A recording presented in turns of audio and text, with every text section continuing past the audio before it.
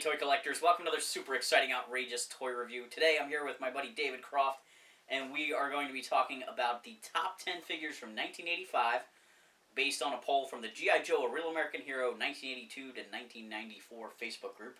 We had just shy of 600 votes on this one, and this is often referred to as like the best year of G.I. Joe, and very understandably so. We had the switch over from the swivel necks to the ball joints. A lot more detail going on in the sculpts. Like, they really kind of... The design really found their spot, and the line was definitely exploding. Like, There was just a real big step up in the quality of the toys. Some of the really big vehicles from early years had little, like, weak spots, like the Moray and things like that, and they really kind of, like... I feel like they beefed up a lot of the vehicles and stuff, and the figure sculpts just were really on point this year. Yeah, I think 84 set the bar, and 85 they just jumped it. In the number 10 spot, we've got Footloose. He's an amazing figure. He is. If you like Grunt at all, he's so much better. Yeah, he is. He's got a gun. He's got the missile launcher. He's got a backpack. He's got a removable helmet that has leaves on it. Yeah. That blew my mind as a kid. I thought that was so cool. Yeah, totally. With the leaves. I actually had the weapon pack helmet at one point, which is brown. Yeah. And I painted green leaves on it instead of it being the green helmet with the brown leaves. Hey, make it work. You got, Hey, I love this figure. I think he's phenomenal. And here's the other thing. Not only did he have two guns, but both of them had straps. And you could put them on, and you could just have them in any action pose you wanted. So you didn't have to worry, like, I still have to have him holding something. Right. Great figure. Really good figure. Really nice detail, too. He's got, like, a little wristband or a watch on. Just all the little details in all the right places. Yeah. In the number 9 spot, we've got Alpine. Hello, fellas. I love this figure. He's a cool looking figure. I love Alpine. Alpine to me is one of my favorites. Okay. And again, I mean, I'm a sucker for good accessories. Yeah. So the fact of him having the accessories that he had, I mean, to have grappling hooks, to climb, he's got this big axe, this little gun, this other gun, there's a grappling gun. I mean, the only thing I'll say is I wish the backpack could hold everything, but I mean, that would be a crazy backpack. Yeah. But I love this guy. It is neat that it has the clip. Yes. Now, what do you think? Or is it for the grappling hook gun? So I've seen people jam both of them in there. Okay. And I've actually seen people jam the grappling hook, the handles in there. Oh, jeez, okay. Yeah, it's insane. But, like... I always used it for the machine gun. Well, here's the other thing. I've seen people take that axe and put it at the top, not in the two little clip area. Okay. And put it vertically. So I think it gives you some flexibility of whatever you want him to be holding and whatever he wants to be storing. But I don't know the official version. But the helmet, the goggles, I love his wrist pads. Like, it's just everything about him. He looks really good. He's got the vest with, like, multicolored areas to it. Like, just a really great design. Yeah. Paint colors that they chose were perfect, spot on. I mean, just... You can't beat that figure. They filled a need. Like, absolutely. We didn't have a mountain climber yet, so it was really great. Yeah. See you around, fellas. In the number 8 spot, we've got Dusty. We've talked about camouflage guys before and, like, an exciting new pattern, like Recondo and Firefly. This was a great new style. We had a couple desert guys in the tan repaints in the early 80s, but to have a desert trooper in desert camo with the paint on his face... Yeah. And the thing is that hood thing, which I always forget the name of it, but, I mean, that being real cloth and the way they engineered that is basically like two pieces that came together to hold that in place. Phenomenal. The gun, which is that FAMAS with a bipod, which, of course, you know, everyone's trying to find. That figure is... It's a really great figure. I love how he's got, like, the little drawstring sculpted in the wrist to keep the dust out. Like, little details like that are phenomenal. Yeah, I mean, the helmet has got goggles molded into it. I mean, they just did a really good job with that figure. In the number 7 spot, we've got Shipwreck. Now, it's got a bird. He's got a bird. I love him. I had Shipwreck. I know, actually, when I got Shipwreck as a kid, it was at a flea market, and it was listed in the local, like, classifieds as a G.I. Joe yard sale. There was all kinds of great stuff there, and Shipwreck was one of the figures I got, because I got into Joe in '86. But knew all the 85 characters from the cartoon and wanted to get them. And even though they say, like, 85 stuff was in retail in '86, I had a hard time finding 85 guys in '86. I believe it. So that Shipwreck, I loved him. Actually, one of the devilfish pegs broke off in that figure's foot when I was a kid. Oh, man. I mean, that's the appropriate boat for him to be on. Yeah. Yeah, Shipwreck to me is a great, great character. Loved him in the cartoon. I mean, they made him kind of this quirky, funny kind of guy. Loved it. Loved how they integrated the bird with him. Like, the bird actually played a role, just like Freedom did with Spirit. Great, great addition. He's got the boarding hooks. Oh, yeah. And the pistol has the little sling on it. He's got the tattoo. Yeah. I mean... Just a great figure. Yeah. Really cool. Number 6 spot, we've got the Cobra Eels.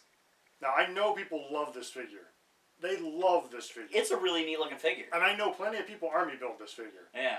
I mean, I know for me, when I saw that figure, because already, as I said in the 83 video, I love Torpedo with the flippers and everything, and the water idea. And here it is, Cobra's version of that figure. He's got the flippers. He's got that big-ass backpack with the jetpack. Yeah. He's got this mask with the tubes that you could actually take off of him. Just really, really cool. The colors. The red belly with the gray suit looks really cool. Yeah, and they picked the right red for that. It's not obnoxious. Yeah. And that helmet, like the design of that helmet is fantastic. Yeah, and the way that they actually painted his eyebrows and his eyes actually made him kind of menacing looking. Yeah. So it's like... He looks tough. Yeah, even the figure and in the artwork, you're kind of like, oh, this dude's badass. Yeah. I love that guy. In the number 5 spot, we've got Duke's right-hand man, Flint. Yeah. Flint, I think the cartoon show is a big reason why his character became so big. I agree. But... gosh, was he a great-looking figure to start with. Yeah. Yeah, and the idea that he's got a shotgun. Literally a handle, no stock on the thing. I mean, that thing is just badass. Yeah. And he's got shells. He's like, oh, I don't care. I'm going to kill everybody. I don't care. Oh, whatever gun, whatever thing you bring into the party, I got you covered. He's got this great little smirk. It's not as goofy as Duke's smile, but just a little cocky look to that face sculpt. Yep. He's got the beret. Yep.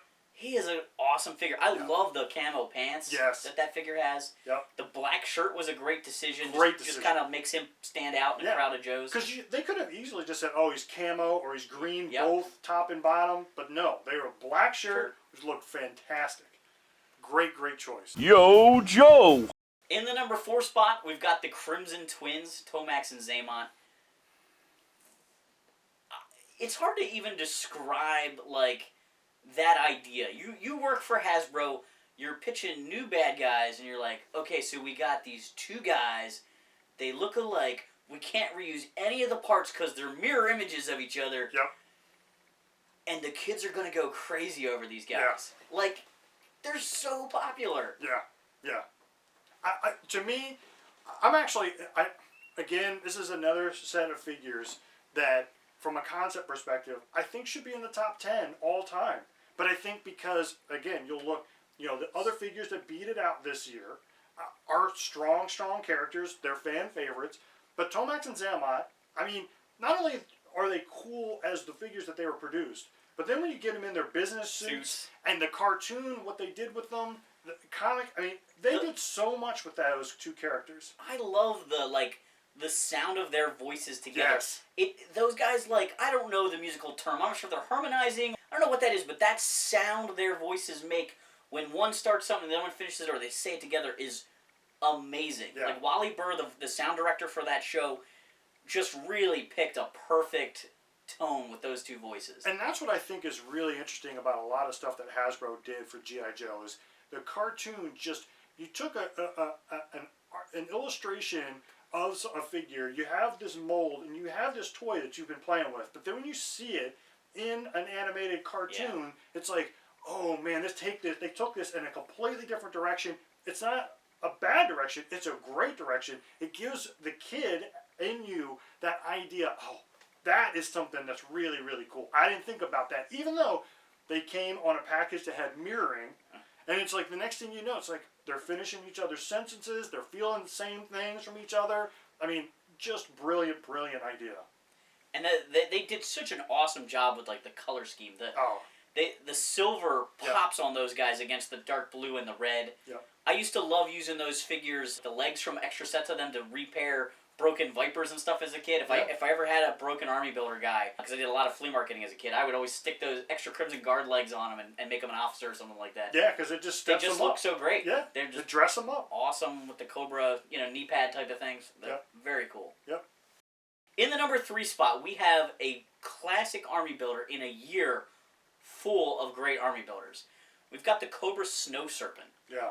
These guys are Arctic mission specialists that come with a crazy amount of gear, and the way it all works together is really neat. Like we're seeing some of that stuff going on. We talked about Alpine having a backpack that could hold his gun. The Snow Serpents, he's got a parachute pack that goes around his waist.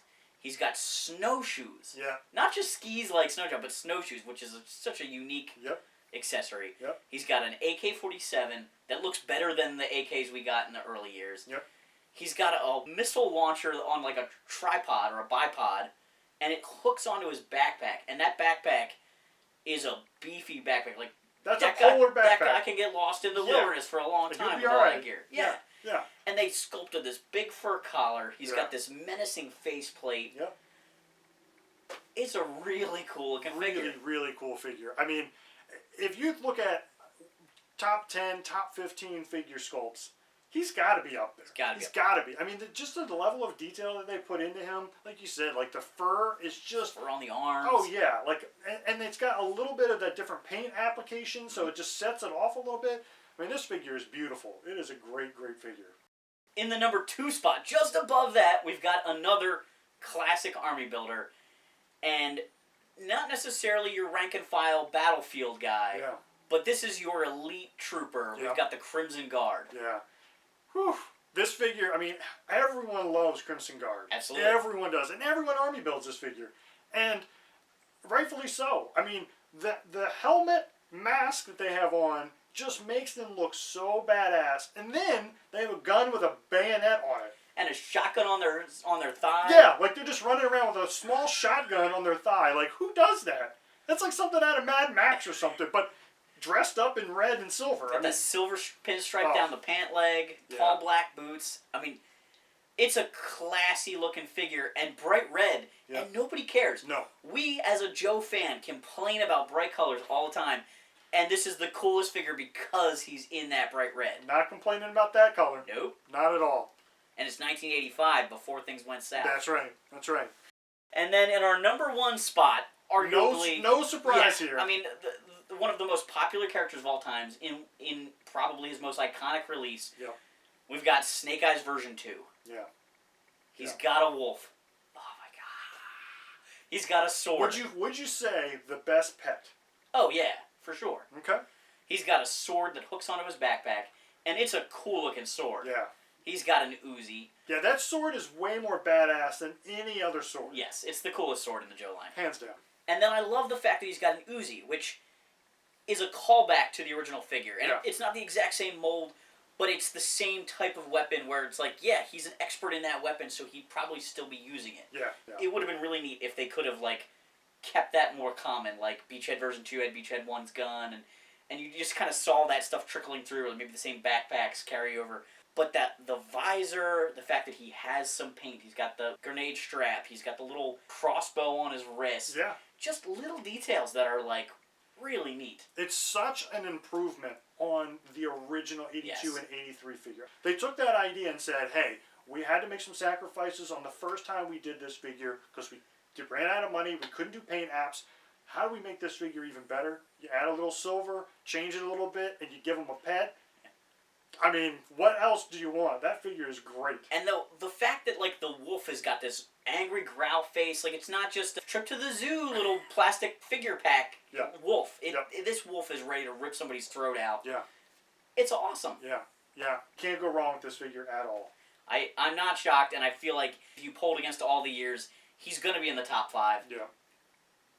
Good chance he's taking top figure. Yeah. Like, that, there isn't a Joe fan out there that isn't dying to have Snake Eyes version 2 in their collection. Yes, absolutely. See you around, fellas. Thanks for watching this super exciting, outrageous tour review. Make sure to like, subscribe, and check back soon for our 1986 lineup.